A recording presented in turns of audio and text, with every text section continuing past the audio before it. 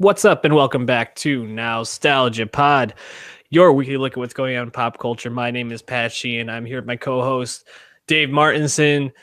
Dave, Kanye West, the leader of our times, get on the podcast again. The dude will not stop tweeting, and a lot of different responses to Kanye. You know, we talked a little bit about how he's been dropping his philosophies on life. Shortly after we recorded our last podcast, he decided to tweet about Donald Trump and his support for Trump. MAGA. Yeah. Kanye lost like 10 million followers, which I don't think was all about the Trump stuff. I think some of it was, but I think it was also like he had bought followers and just happened to like expire around that time, something like that. But what is your take on Kanye's whole political ideologies that he's been kind of throwing out there recently? Yeah. So obviously we've talked about Kanye a lot on this pod when it comes up. Obviously our second episode was the Life of Pablo review, his last album, and when things come up like his Wyoming recording sessions, we bring them up, right? Mm-hmm. But this, this is it's not fun to hear or anything, but I don't know. Like I haven't gotten too worked up about it, and this is kind of the point I've been trying to hammer home with people is that like Kanye has always been a self-centered, arrogant guy, and he always has thought he was smarter than he was or more talented than he was, and that's despite the fact that he's very talented, but his ego is tremendous, right? Obviously his fashion pursuits definitely fit along with that, but it's not like he's out there giving right-wing policy points. He's not tweeting like Ben Shapiro. He's not tweeting like the right-wing YouTube people he's now friends with, right? He's tweeting like Existenciación with his philosophy quotes. Like the problem, of course, is that people look up to him and he's very famous, so he's still a voice box, and the right-wing people would love to take advantage of him. But I still don't. There's no evidence that Kanye is like that. Like I have nothing to base off his actual views, just the people that he's associating with, So I'll still stick to liking his music and not liking his personality. Nothing has really changed for me.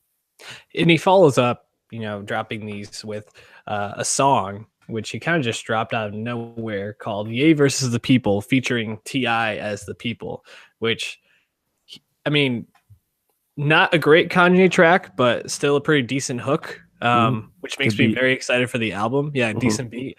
T.I.'s verses on this were just incredibly clunky and obviously just serving to whatever point Kanye convinced him to be a part of this.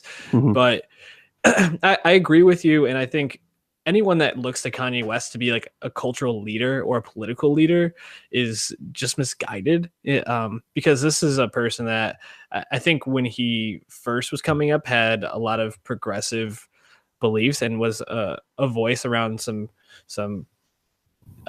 important topics. There's an interview of him talking about the way that gay people were talked about and probably still are talked about in hip hop culture, and how he talked about how artists need to try to change that discussion, and that's something I agree with. And I think he had some very well thought out points on that. That was over 10 years ago, and I mean, we all know Kanye's saga, his life story at this point, and where he just is as a person. I see him as a provocateur, as somebody who drives discussion around himself, especially at a crucial time before you drop an album. I think you don't say. If you're really getting worked up about Kanye, take a step back and maybe just find someone else to be your political leader. Right. And like he's lived in Calabasas with the Kardashians for a long time now, right? He's been a wealthy, not normal person for 10 plus years, right? He's not like, and like, everyone's throwing back a George Bush meme. Kanye West doesn't care about black people. And it's like, you know what? Whatever he tells himself, he doesn't relate to normal black people or the plight of normal black people, right? He's not actually doing much in Chicago the way Chance the Rapper and Vic Mensa are, despite being a Chicago artist like them. So again, like if if you were looking for Kanye to be this leader, even I guess what people would rather him be would be like Jay-Z and Beyonce. They don't really speak about like political issues, but you know what side they're on. Right. And I think people are just annoyed that Kanye is talking like he might be on the other side. But again, he hasn't actually said much to, say that declaratively. So I think it's a lot about nothing. It's just unfortunate that because of, how high profile all of it is. But I hope the album's good. Yeah, definitely. And I mean, we're going to be finding that out in about a month from when you're probably listening to this podcast. So a lot of stuff to be looking forward to. And we found out today that Ray Shremmerd is going to be dropping their, triple album this coming Friday? Srem with 3 for the E / Swaycation / Jimtro, triple disc. I'm wondering what the runtime on this album is going to be because luckily I have a long car ride this weekend, but we'll see. Before we get too far into our discussion, because we have a lot to get to today. Obviously, Post Malone, Janelle Monáe, which we both tweeted about and are very excited to break down, and Avengers Infinity War, which we are also very excited to break down. But hit that subscribe button, share us with friends, tell everybody to come and check us out on SoundCloud, iTunes, Google Play, YouTube, wherever you listen to podcasts, we're pretty much there. Dave, this Post Malone guy, I mean, he's really for these youngins nowadays. I feel like I see a lot of tweets from, I think, accounts that gear towards teenagers on Twitter that post Malone videos of him singing like Plain White Tees or Group Love Tongue Tied. And people are just like, oh, how could you not love Post Malone? And I don't. I listened to his most recent album, Beerbongs and Bentleys. That's his second one. And I did not love this album at all. But tell me why I should love this guy. No, I don't like Post Malone either. I've never been impressed with his music. But like you said, he's quite popular. And that's kind of why I find him interesting, just because I try to understand why the fuck so many people care. Mm-hmm. And his debut project, Stoney, came out December 2016. We didn't even review it because it wasn't very good. And, I'm usually the one bringing the hip hop projects to you, if anything, and I didn't want to waste your time with it. It wasn't worth listening to. Before that, obviously, he burst on the scene with White Iverson. Mm-hmm. Then he had like Go Flex as his next song. And you were there at the Meadows when we saw him, right? I think you came in at the end of the set. Oh yeah, that's right. I the first year. Remember that. He only had those 2 songs at that time. Mm-hmm. Then Stoney comes out a few months later. Congratulations with Quavo gets really big. I Fall Apart gets really big. And these are songs that they're racking up the streaming numbers and they're just kind of lingering on the Hot 100 chart for a long time. Mm-hmm. I mean, to that point, Stoney has been on the Billboard 200 chart for albums for 71 weeks. Mm-hmm. Basically, as soon as it came out. I mean, 2 weeks ago, it was 9th. Like, that's solely off streams. He's just driving so many streams because he's so fucking popular. And that's despite the fact that his music is pretty mediocre. And he's also been kind of controversial because if you remember 2 years ago, I thought he'd be a lock for XXL freshman because he was so popular. He had hits and he was not about hip hop at the time and didn't want to be on it. And he had those controversial comments about if you want to feel something, don't listen to hip hop. I listen to Bob Dylan. And people are like, oh, well, you say that, and then your biggest hit's about fucking bitches and popping pillies. So, what do you really stand for? Exactly. So, culture vulture charges, there's some merit to that, I guess. But, I mean, now we have Beerbongs and Bentleys, his first album since being this total force in streaming. And, yeah, I mean, first of all, he does not have the lyrical content to justify the 64-minute runtime. Nor the versatility or variety. I mean, what did you think of the long listen? So I opened this up on Friday and I saw how long it was. And I was like, I don't have this much time to give to Post Malone at this point, especially when the Janelle Monáe record we're going to talk about. I'd rather give my time listening to that twice through than listen to a Post Malone album. I'd listened to it today and it really I was at work, but I had a lot of time to kind of get some paperwork done. And it really just all blended together, except for a couple of songs that seemed like he was taking some risks, kind of stood out, but overall just very underwhelming, I guess. I don't really know if I can say that when my expectations for it were pretty low to begin with. Right. I see him as someone that because I even thinking back to that Meadows set, I asked everybody, "Oh, how'd you like him?" And they were like, "Oh, pretty good. You know, he played those songs I know, and then he did some covers." And I was like, Right. "Post Malone does covers." Fleetwood Mac, I believe. Yeah, and that I was like, Fleetwood Mac does, or Post Malone does Fleetwood Mac, which I found strange. But I think he just pulls off of that like nostalgia of like early 2000s. I don't know, like emo indie rock basically, and throws that out there for his fans to kind of like swoon over and make big. But to talk about the streaming numbers, I was looking at how this album's doing. It's already eligible to go platinum. Right. That's just off the singles because Rockstar was a #1 hit. Huge. Unbelievable. Crazy. Dude does numbers. Is there anything redeemable about this album? Anything worth listening to? I mean, I think it's produced very well. And what I mean by that is Post Malone doesn't have a great voice. I don't think he would say that. Yeah. But it's made in such a way that they make his voice sound as good as they possibly can. It's mixed well. I think there's some decent beats on here. But like I said, it's very lyrically deficient, which again, funny from a guy who called out the content of rap in the past. But it's a lot of, trap anthems about, what you expect. And like, I wasn't like, people were talking of Zach and Codeine, Disney Channel reference, and didn't stand out to me at all. Rockstar, I think, has the best line on the album, but it's not from Post Malone. It's 21 Savage when he says, "Why you got a 12-car garage but only got 6 cars?" Yeah, like, that's hard as hell. That was great. 21's great on that song. Yeah, he's just so mean. I mean, like some bitches, I didn't mind G-Eazy or YG on that track, but it's still pretty, generic. I thought 92 Explorer sounded at least more unique than most of it. That's towards the end. And Candy Paint is a really popular song already. That was on the Fate of the Furious soundtrack. So that song's a year old. I actually thought Stay stood out just because it was so different from the rest of the album. It's basically like this acoustic song where he's exploring this unhealthy relationship with a partner or an ex-girlfriend on it, which I actually think might be a lane that he could maybe be successful in, is moving more towards what these type of covers that he does, because it's obvious that a lot of his fans like that. But in a way, we talked about this with X Tentacion, and it just seems like he doesn't really have a feeling for who he is as an artist completely yet. And I mean, when you become popular off something that you pretty much openly bash, I think that makes sense that he's stuck between doing something that maybe he doesn't feel totally 100% like is real art, and then not being good enough at what he actually wants to do. Right. But it just kind of leaves him feeling like a pretty hollow artist in general. Yeah. And I mean, and also like he kind of came out through hip hop, but he's not really much of a rapper. No, he's just a mediocre singer, if anything. But that's despite the fact that he's cool with most of the people in hip hop. Again, songs with Quavo, YG, G-Eazy, Sway Lee's on here. Yeah. So like, he's hip hop adjacent at worst, but again, he's not really making rap.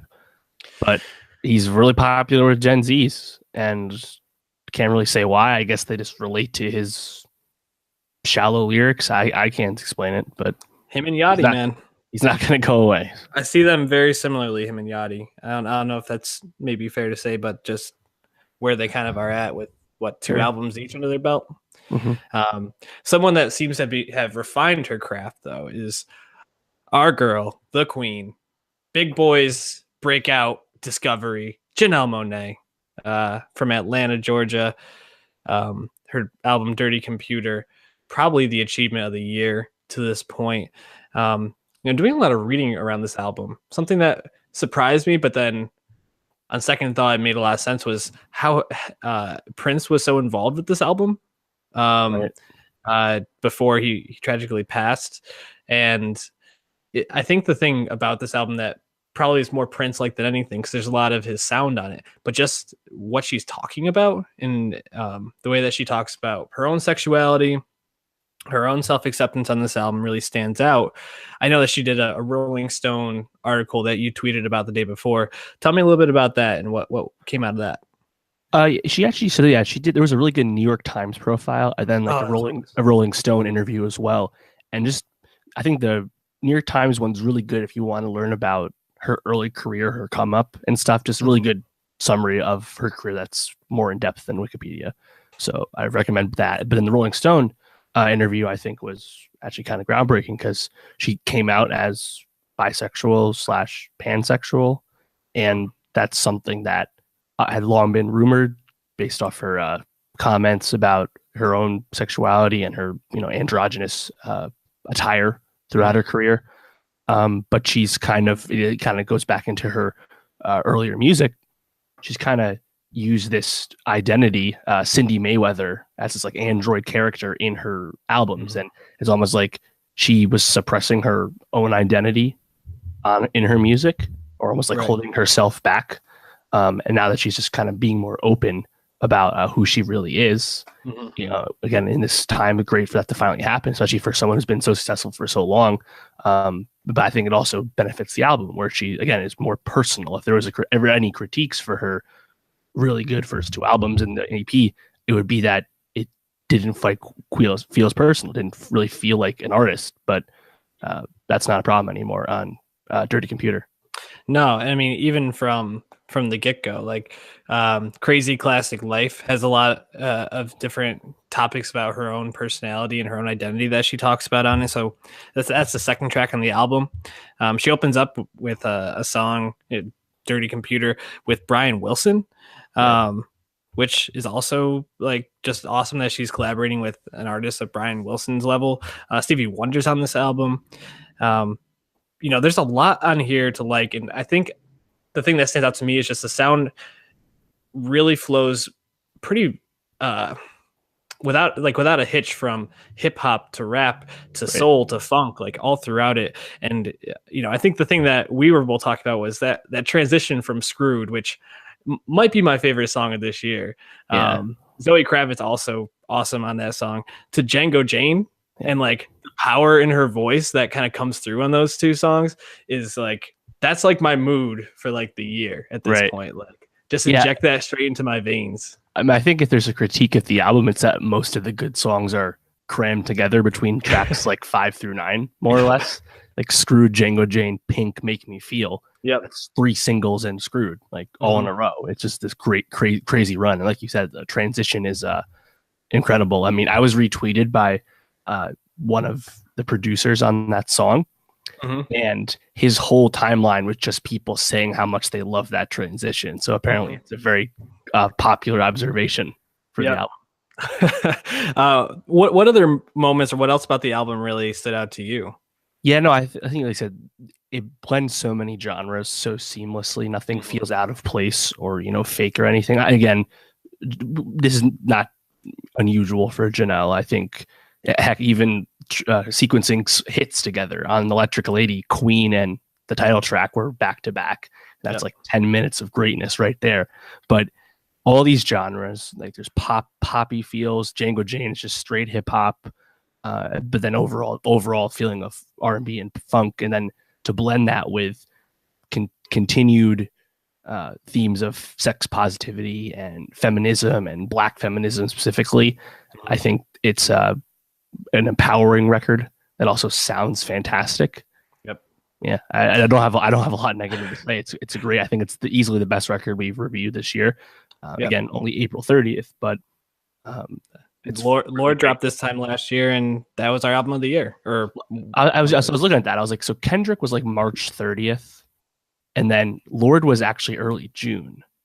So, really? It feels like so much. I kept feeling like Lord was like April, right? It felt like the first half of the year. It was June. Like, weird. Wow. Kind of crazy. There's just one other moment that I keep talking about, Crazy Classic Life, but the bass at the end when she kind of just starts rapping is almost like Kendrick's song where like the end of that song is just like the bass going nuts, and it's not to that like Flea level where people are like, who is that bassist, but it's so subtle and just the way it like kicks and flows through that end. If you're just listening for those little things, they have those little gems hidden throughout these songs. Just a masterclass in production, in composition, in lyricism, and messaging. This album it's an A for sure. Yeah, it has a 92 on Metacritic for 17 reviews. So that's very high very strong for music. Definitely. Just thinking about what other albums might even be up there with it, like Casey Musgraves came to mind, but I can't really think of another album that I've enjoyed to this level yet this year. No, I don't think Kaliukas perhaps. Oh, yeah, that's a good one. Yeah, definitely gonna be thinking about that a little bit. But why don't we jump into Infinity War, because there's so much here, so much to digest. I want to bitch a little bit. I want to clear out the lane and just talk about theater etiquette real quick. Oh, please. I have no patience for that either. The worst theater experience of my life. Packed theater Friday afternoon at 1:20 in New Rochelle. Sat next to a older couple who the wife had no idea who any of the characters were. So every time a new character came on the screen, she turned to her husband and not whispering, but basically just said, "Oh, who's this?" Yeah.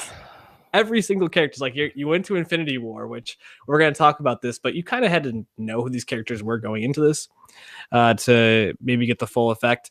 Then the person in front of us, their phone went off 3 times and they just refused to shut it off or turn the ringer off. And then the end of the movie, this family of 4, the parents brought their like young children, like 5 or 6.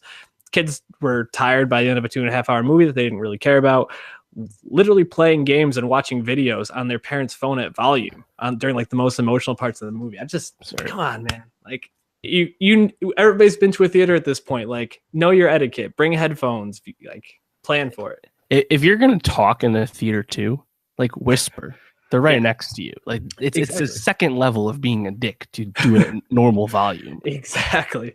Oh man, it was a very frustrating experience, but that probably means I'll go see this again. I wish I bought popcorn more, because I've heard people I would throw popcorn at people like, shut the fuck up, like, you rude self-centered asshole. And also, like, to do it on opening day of the highest grossing opening weekend. Crazy. Of the 18th movie in a series. Why are you there on the very first day if you don't know what the fuck's going on? She was obviously just with her husband who knew everything, but it's just like, your FOMO won't kick in, but you won't be able to say anything to your friends anyway. Like, it's just, I don't know. You're overcompensating or something. I agree. But you mentioned this is the biggest opening for not only a superhero movie, but any movie ever, not only domestically but worldwide, with domestically 250 million, worldwide $630 million grossed. I mean, just unbelievable numbers. But we knew that this movie was going to be huge. I mean, with everything that Marvel's been leading up to, this thing had to be a hit. It's at 86% on Rotten Tomatoes. Does that seem right for you? Yeah, I mean, if you look at it, it's like 200 plus positive reviews and like 40 something negative. That sounds about right. And actually, the box office estimates are actually updated now. It's 258 million domestic and like 640 worldwide. So it's the biggest global launch of all time, past Force Awakens for biggest domestic. Didn't have the biggest Thursday, like 4th place there, but it had the biggest pure Friday, biggest Saturday, and biggest Sunday. So it just did work, and it wasn't as front loaded as some Marvel movies have been, which is, and now one caveat: if you adjusted The Force Awakens for inflation, it would be at 262. But either way, it's very impressive. 258 million. I mean, like, we didn't have a $100 million opener until like Spider-Man. You know, that was less than 20 years ago. So it's crazy how far we've come. But yeah, it's a total hit for sure. I mean, my theater had people in the front row in the afternoon, and yours was pretty packed as well. And people are definitely talking about, there's so many pieces out about the movie. Yeah, I mean, it's hard not to talk about this. I mean, like we previewed last week, check that out, soundcloud.com/nostalgiapod, or on our YouTube page. Subscribe, follow, and comment there. This is something that Marvel has been building up to for over a decade. This is a movie that has over 25 characters who have been named and had major roles in past movies. And this is a very difficult project to pull off. You know, the phrase "a lot of balls in the air," juggling a lot of balls in the air, has been thrown around with this movie, but the Russo brothers didn't really drop that many, I felt. And that's a credit to them. You know, you have so many big names: Chris Evans, Chris Hemsworth, Chris Pratt, Chadwick Boseman, Robert Downey Jr. Robert Downey Jr., like Scarlett Johansson, Mark Ruffalo. So many people that need to get their turn in this, and to pull it off where it didn't seem to have any real effect on the way the plot moved, any of like the real stories, and everybody seemed to be at least serviced. I think maybe Chadwick Boseman took the biggest hit in getting the least amount of screen time. Really impressed with the Russo brothers, not only for moving things along that way, but building Thanos up as a villain and making this movie pretty funny at times. Yeah, I agree. I think they did a great job of picking what characters got paired up and separated. Obviously, that many characters can't all be together, right. For a whole movie. So I think they did a good job with making those decisions. And I thought this movie was fucking hilarious, dog. Yeah. No matter who it was, whether it was Doctor Strange and Spider-Man, whether it was the Guardians and Thor, fucking Captain America and Groot, there were so many funny moments. Drax, laugh out loud. Yeah, Drax was hilarious. that slow motion joke was hilarious. How long have you been there? An hour. No, I think my favorite was, I'll do you one better. Why is Gamora? Yeah. No, they did a really good job of making the quips land. I think some of Downey's stuff is getting a little bit worn out, but that's been a character we've seen do this almost every year for the past 10 years. And I think the interesting point about that is it's not so much that Stark is less endearing, so much as that there's just more sass in the Marvel Cinematic Universe now. With Ragnarok changing Thor, with Rocket Raccoon, there's just so much more, and even Doctor Strange is a lot like Tony. There's just a lot of funny characters now that are snarky. So Tony almost doesn't feel as unique now. Yeah, it's kind of strange because he was the leader of that for so long, and now there's so many people that you like doing it. Why don't we kind of start with just talking about the plot of this movie? So I guess from here on out, probably we're going to be doing some spoilers, and we're probably going to be giving away some parts of the movie. So if you have not seen the movie and you were like, oh, I really want to hear Nowstalgia talk about this, we recommend pausing it, go watch the movie, and then come back and let's talk about it. Let's see what you liked about it or what you didn't like. That shit. Hit it to your YouTube watch later. It'll be here. Woo!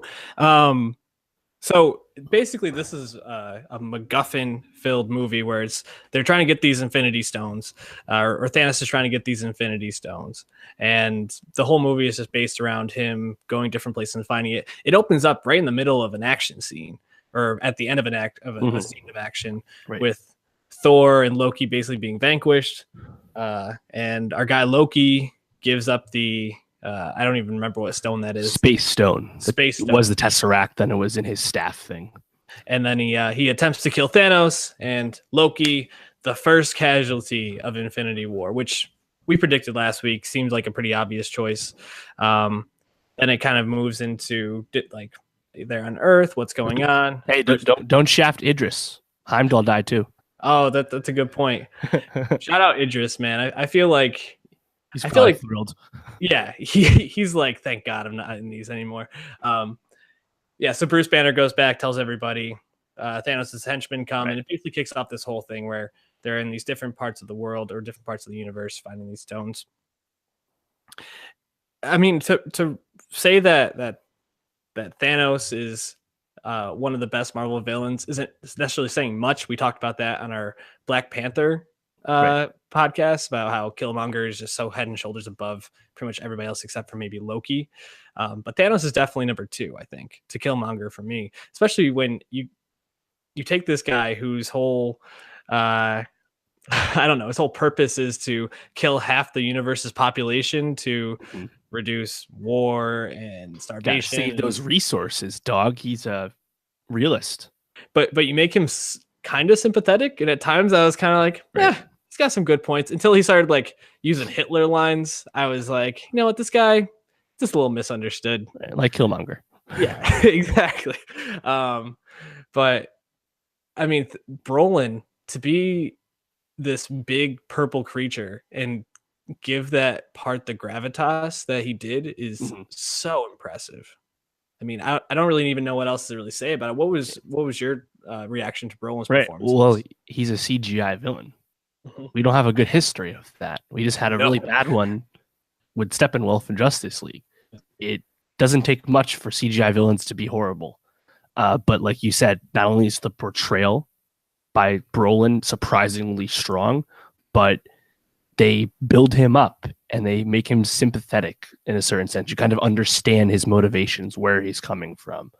They kind of make him mortal. He's not this all powerful being before he gets all the stones anyway. Yeah, I would think he's at least number 2.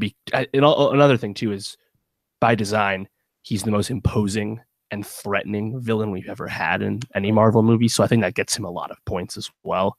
So yeah, I mean, I think you'd put him above Loki and above Vulture, and Killmonger and him kind of serve different purposes in the movies. But I was very impressed with Thanos, and that was not something I was, certain of going in.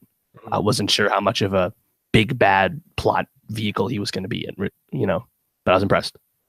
Yeah, and they do humanize him as well with the storyline between him and Gamora, his background there. Right. So Gamora is his adopted daughter, along with Nebula, and really didn't give a fuck about Nebula. Pretty much is torturing her when we first see Nebula in this movie. But Gamora, he cared about, and to get the Soul Stone has to sacrifice Gamora. So R.I.P. Gamora, our third major loss in this movie. Mm-hmm. Which I gotta be honest, I was a little surprised at. I didn't think Gamora would be gone until at least the second movie. So shout out to them having. I mean, that was their first major, I think, surprise in terms of deaths, right, in this. What was that scene like for you? That's an interesting scene because they go to that mountain and kind of has a very surprising guest or person there. Yeah, I mean, even before that, there's a lot of space in this movie. Yeah. And initially, when you meet the Guardians, it says space on the bottom, which is a great laugh moment. But there's a lot of space stuff. A lot of it was colorful. This movie didn't look as much like the Atlanta Disney lot as other Marvel movies do, which I thought was a nice touch. But yeah, we're in space a lot. And one of those planets is the one you're mentioning, where Gamora reveals to him where the Soul Stone is. And it's on this random planet, wherever. And fucking Red Skull is there, the villain of Captain America, the first Avenger, right, who was whisked away by the Tesseract, the Space Stone, back in 2011. And we didn't know. We just kind of assumed he died or was in some other dimension. And now he's there, tortured by the Soul Stone because he cannot wield it. And I was like, wow, that's an awesome callback. I doubt we ever see him again. You don't have to tell us he died or anything. But I was like, wow, I gasped at that. I was like, I swear to God, that fucking shook me. That was I honestly cool. Did a double take. I was like, is that Red Skull? I couldn't even believe that they had that much thought to tie that in. Not voiced by Hugo Weaving this time, but it doesn't matter. It does not matter. Yeah, he left Transformers, so it wouldn't make sense for him to come back to Marvel. He's not a big fan of these movies, but really cool touch. Something that that's a cool piece of fan service that doesn't matter here or there, but it's nice to see. So yeah, so he sacrifices Gamora, has all these stones. Then it gets to probably the most frustrating scene in the movie for myself. So, he goes back to was it Titan is his planet, right. And you have Captain America, you have Peter Parker, Spider-Man, Doctor Strange, the Guardians, all there, basically waiting to ambush him and try to get his cool get the Infinity Gauntlet off his hand. Basically, stop him before he goes to Earth to take this last stone from Vision. Yeah, his big mitten. So they're basically getting it off after this pretty awesome fight scene. Great scene. Quill finds out, Star-Lord finds out that Gamora was sacrificed, and he punches this dude in the face and ruins the whole thing. And I was like, man, not only does that fucking suck, but why didn't they just chop that dude's head off? I guess the argument would be the second they start to kill him, he would wake up and fight them back. But come on, one fell swoop. There's even a scene in one of the Guardians where Drax says, I wouldn't slit his throat, I'd cut his head clean off. Come on, Drax, where were you, man? Call the audible there. Yeah, I think a few things in that scene kind of bring a criticism / point about the movie, where this movie does not stand alone in the slightest. Right. I think part of that is if you're watching that scene and you don't really know much about these characters, then you don't really understand Quill's decision. You would just get so angry seeing that because you don't understand his personality, let alone his love for Gamora. Mhm. You wouldn't even understand why Mantis, someone who was barely even acknowledged by the other characters thus far, why her touching Right. Thanos' head is doing anything to him, right? Mhm. But I think because, Quill's a character that, we've all come to, appreciate and really get to know through the two Guardians movies. I saw it coming and I was like, wow, that sucks. But yeah, that sounds about right. Mhm. Yeah, that's a good point. I think it just angers me so much that he is such an emotionally driven character like that. Mhm. And I think we're going to be talking more about how this movie plays into the other 18 movies that came before it in a little bit. But I mean, well, also to that scene, we mentioned Loki died and Heimdall died as well, and Gamora. And I was like, when Tony gets stabbed, I was like, oh, I actually like feared for Stark for the first time ever. I was like, oh, is he actually going to die now? Is it going to happen? Because I know. I thought it was in play, and of course it didn't. But No, probably my favorite scene in the movie, or my favorite moment in the movie, came in that scene too, when Doctor Strange just decides to finally be Doctor Strange and do his whole like 8-arm, like Mhm. 10-leg thing, and becomes like a 1,000 of him with the whip Right. wrapped around him. That was just like I want to see that in a Doctor Strange movie, like just total psychedelic. Hell yeah. But yeah, I mean the Tony piece, I actually thought he was about to die there, and then to see Strange kind of sacrifice the time stone in that way was moving. But also, I think after you hear the conversation that he has with Strange when he's going through all the scenarios, it's part of some larger sacrifice he knows Right. he has to make in that moment. The end game. Right. And then so kind of moving forward to the end of the movie, this big battle in Wakanda where basically they went to go figure out how to get what was that? Not the time stone. The Mind Stone. The Mind Stone out of Vision's head. And first of all, just kill Vision, please. Just the dude. I mean, I think that was probably the biggest criticism for me was I'm supposed to care about Scarlet Witch and Vision. I did not buy that romance at all, and I didn't give a fuck about Vision because kind of the same thing as Westworld. I know he's become more sentient as the movies have gone on, but he's still a robot, and I don't care about him as a human being. Like I know Captain America he's all about we don't sacrifice one life for another, but dude, this is a computer's life. Like take his life right now. Save the universe, man. Basically, just to finish up the movie, ends up this big battle.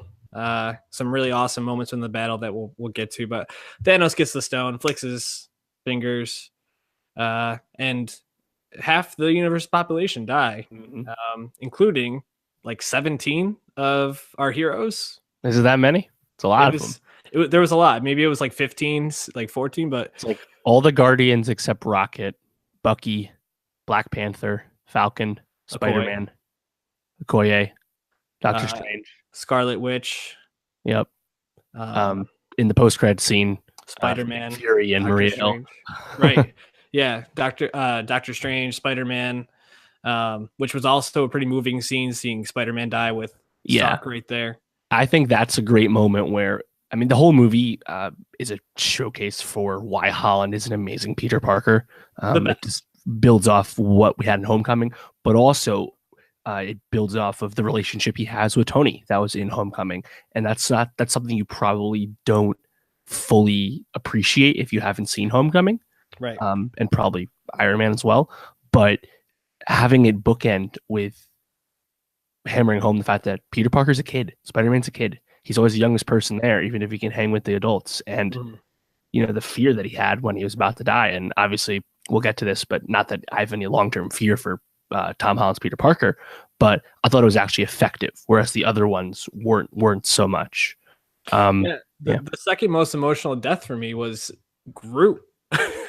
When who we've already seen die in a movie one time, pretty much. Right. Technically not die, but you see like Groot starting to evaporate, and Rocket's like, "Oh, Groot," and I just like first of all, shout out to Bradley Cooper being able to do a voice role just that well. But Right. I heard a theory that the reason like Rocket didn't die is because he's not totally like one species. He's like I don't know, like basically like a mutant or Oh, that's a good idea. I yeah, like that. that makes a lot of sense. Yeah, and also like T'Challa dying. You know, he's one of the first ones to go, and it's like that was the moment I was like, holy shit! Like, Okay. But But yeah, what remains is all the OG Avengers and Rhodey. Like, yeah, it's kind of the original team again, which I think is actually a interesting way to frame the next movie, where inevitably they're going to undo most of this. definitely. You know, we didn't really talk about Thor much. I mean, him and Rocket were on their own little like side quest for a while to get like a axe for Thor, which also like shout out Peter Dinklage with I don't know if it's a good performance, but it's a performance as this big right. Everything Thor does is probably the least plot driven of the movie, besides the beginning scene where Loki dies and stuff.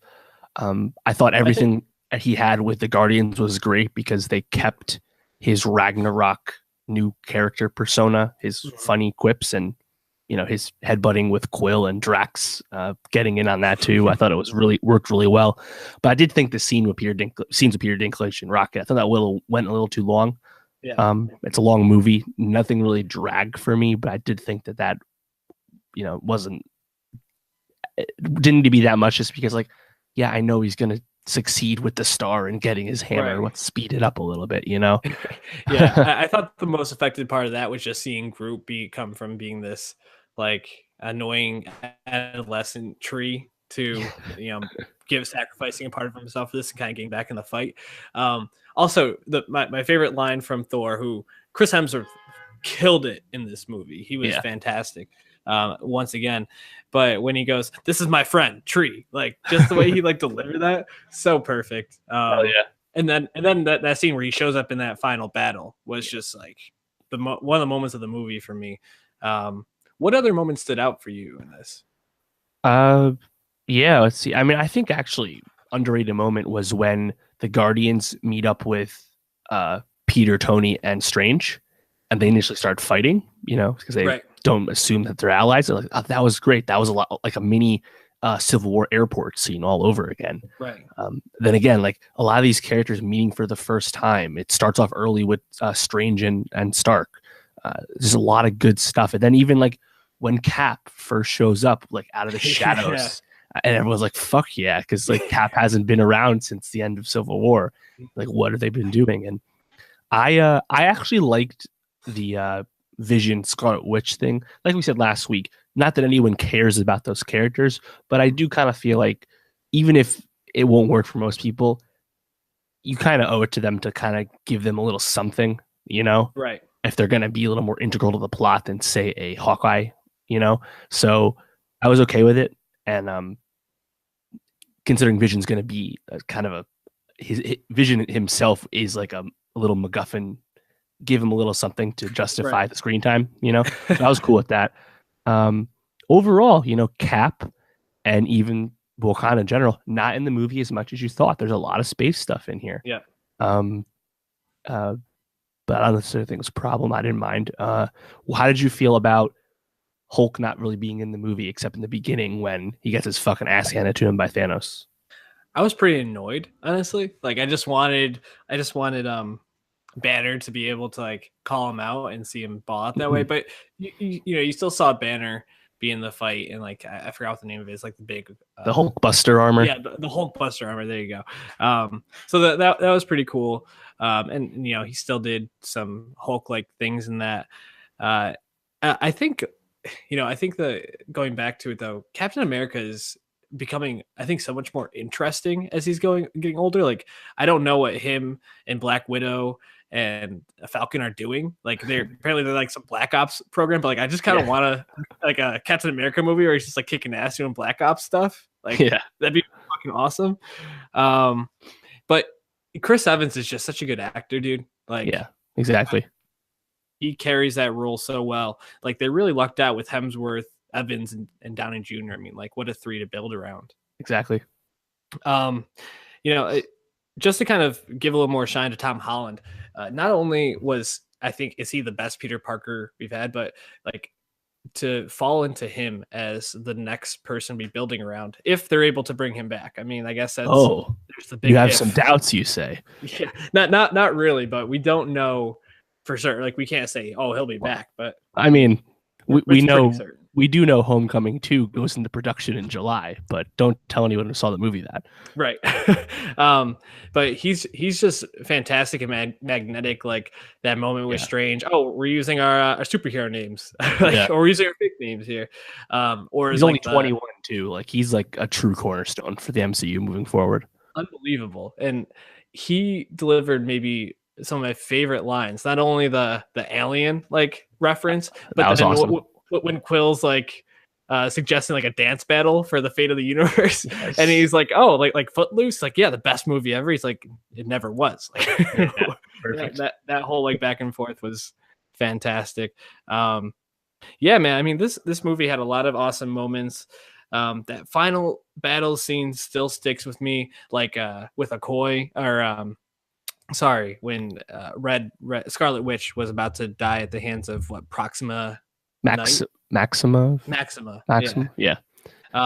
And then she's like, "You're gonna die alone," and whatever. And then go ahead. You're about to say it. Go ahead. Not alone, bitch. Yeah.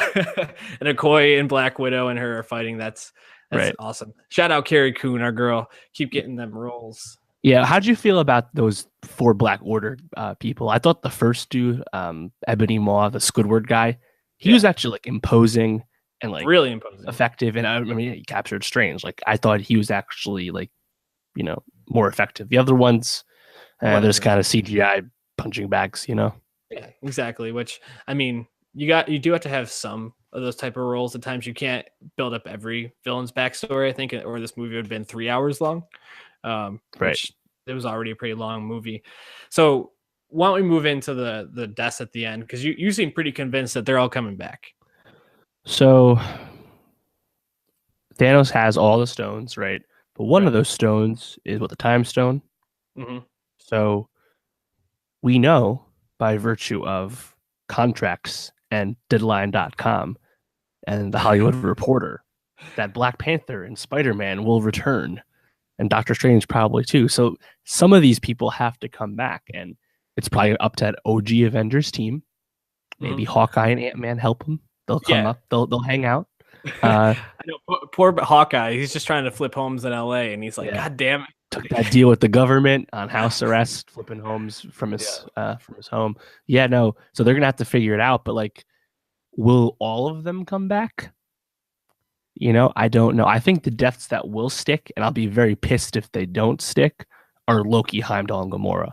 Yeah. Because those happened before he had all the stones, so he probably can't bring them all back. I don't know how the rules work in this, but the thing is, like, when I saw that final scene, and it ends with Thanos achieving his mission, he's fucking watching the sunrise on his planet. I was like, oh wow, dark. But like watching Black Panther disintegrate, I'm like, this is not going to stick. I just know it doesn't. So it's like this movie gave you real stakes, setting it off from the start. Like I feared for Tony dying when he got stabbed, but at the end it takes them all away because I'm like, yeah, but I know these deaths don't really matter. Maybe the other ones don't either. So it's not. It didn't stop me from enjoying the movie. And the movie's just a nonstop ride, and anyone who's watched all the Marvel movies will just find so much to love about it. But it's still at the end feels like a not so much ending so much as like we're just going to put a period here, exactly, and you'll have to wait to see what happens next year. You'll never guess what it is, but it's a period in the middle of a sentence. Even it's not even a complete sentence because you don't get any aftermath of it. It ends pretty abruptly. To pull in something you mentioned earlier, we do see a bit of a hint about how they're going to approach this in the scene after the credits, where Nick Fury sends out a message to Captain Marvel, right? Brie Larson's soon to debut Marvel superhero. And also, I don't really know this storyline that well, but Ant-Man apparently has abilities to do some sort of like, I don't know if it's time travel or like other dimension type stuff, but in the comics, no. Well, remember his was it was it Hank's like mom or whatever, like Michael Douglas's like wife was like someone who was trapped. Hope Van Dyne was like trapped in like that dimension or something. That's right. There was some like extra shit going on. Ant-Man, I forgot about that. So it sounds like they're going to have a bit of a role. It also kind of sets it up where, you know, the OG Avengers might have to sacrifice themselves for the new order or however that goes. I think that's kind of how it'll happen. Maybe the Soul Stone factors into that. You know, nothing is free kind of deal. Mm-hmm. And I actually am kind of happy, given the way they split up the characters for Infinity War.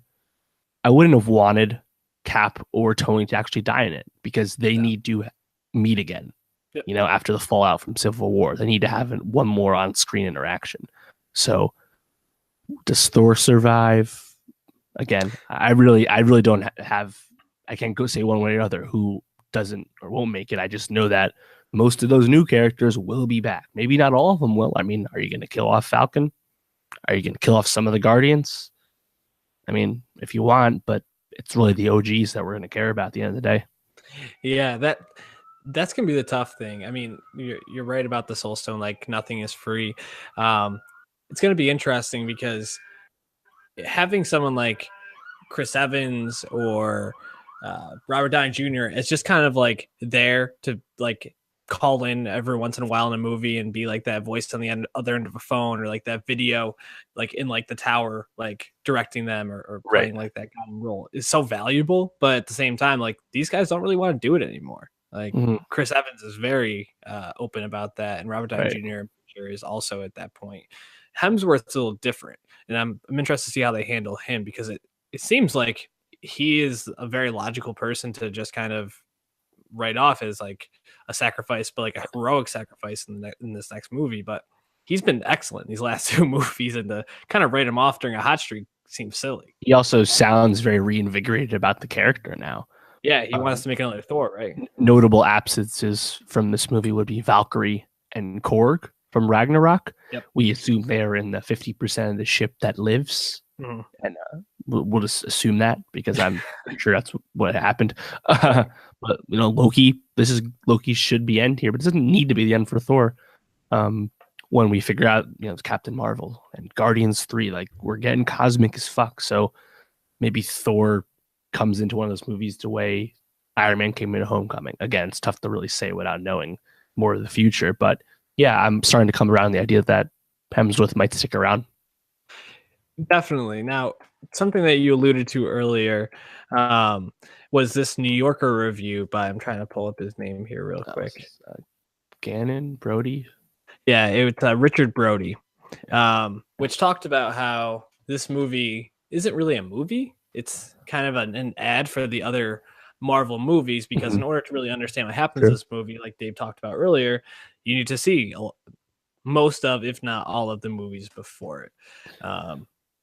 What do you think would be the essential movies to appreciate Infinity War? I'd say definitely the Guardians movies. Right. Yeah. You need to see both of those. Yeah. Yeah. Sure. Civil War to understand like the state of the Avengers. Right. Yep. Do you need Spider-Man and Doctor Strange?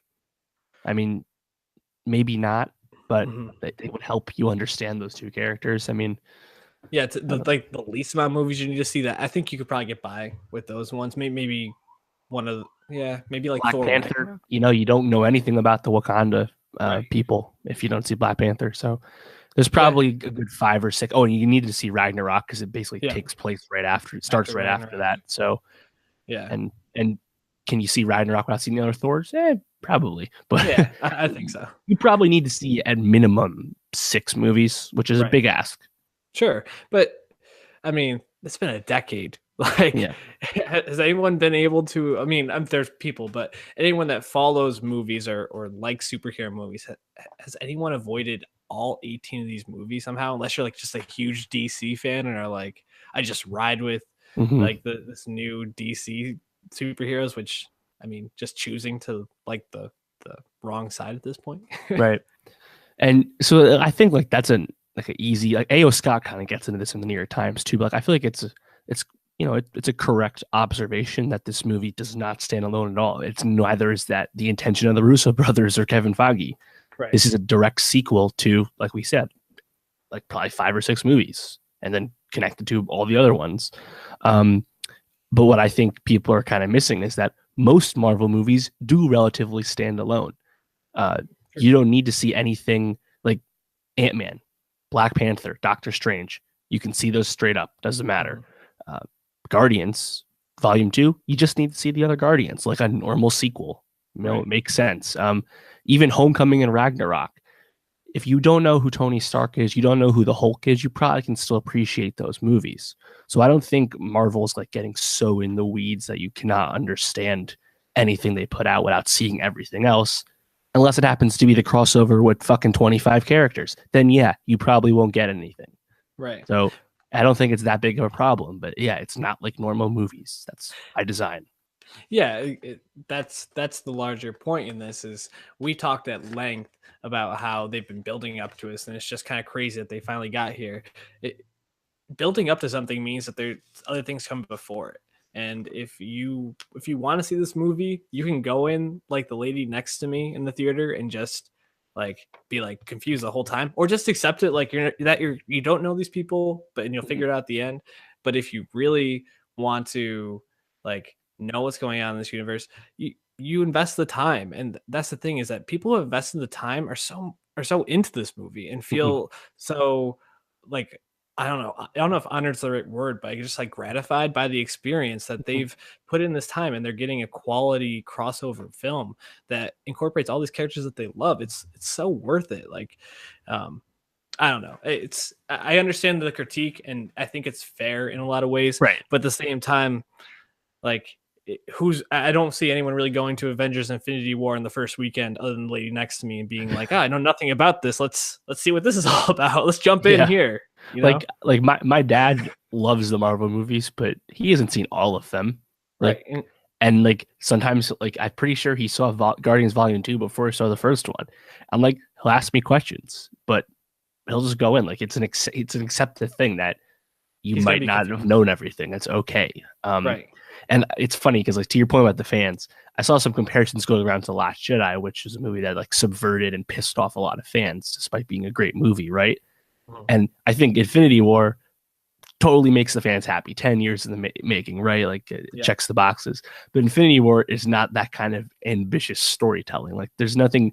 This movie isn't doing anything new, you know. And Last Jedi was taking a risk. So I think they're kind of apples and oranges to compare the two movies. But of course, because they're like two gigantic movies, it's natural. But yeah, it's weird that Ant-Man 2 is coming out in 2 months or 3 months in July, because I think it's going to take place concurrently / before.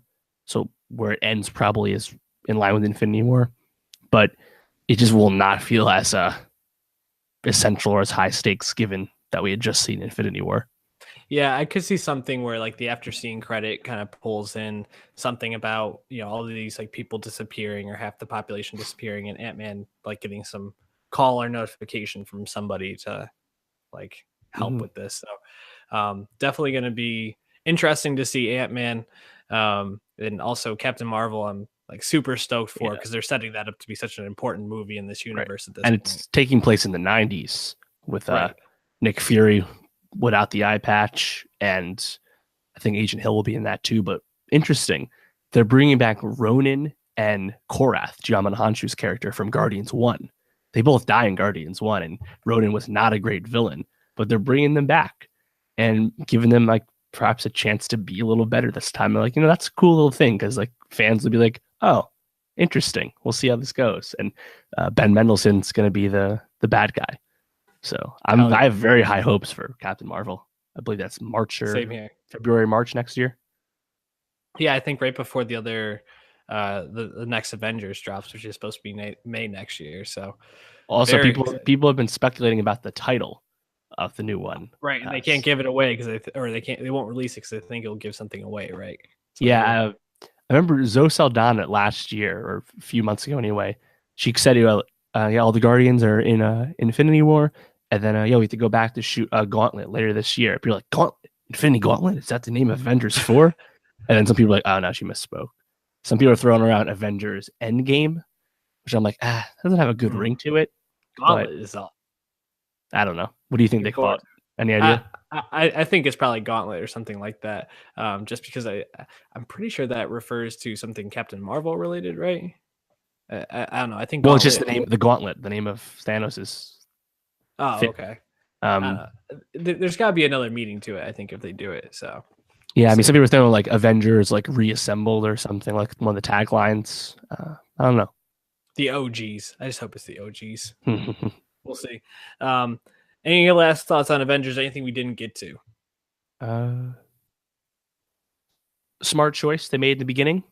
They do not show Thanos going to Xandar to get the Power Stone, from Guardians 1. Didn't need to see that. Speed it up. He killed everyone. He got the stone. Good idea. I think, yeah, like you said, they could have cut some things out of this movie and sped up some of the scenes. But overall, I mean, for as large as this movie was, I think they paced it pretty well. Yeah, Infinity War, go see it. Janelle Monáe, listen. Post Malone, you don't really have to. Kanye, definitely listen. I'm looking here. He released another song called Lift Off, which I haven't heard. So definitely got to get to that. Isn't that, well, he released the two. He released the Freestyle and the one with T.I. Oh, I haven't listened to Lift Off yet. Yeah, that's, or Lift Yourself, sorry. Yeah, that's the Poopity Scoopity song. That song's trash. I didn't even listen to that one yet. Yeah, don't bother. Okay, cool. So a little less listening for myself, but I have like 3 hours of Ray Shremmer to listen to this weekend. So got lots to look forward to. Maybe we'll be reviewing some movies, maybe checking in on some TV shows next week. If there's something you want to talk about, hit us up at Nowstalgia Pod, hit myself up at Shane World Peace, or Dave at Martin Swagger on Twitter.com. Quite the website. Any last thoughts for the people, Dave? Can't believe Twitter is free. See you next week.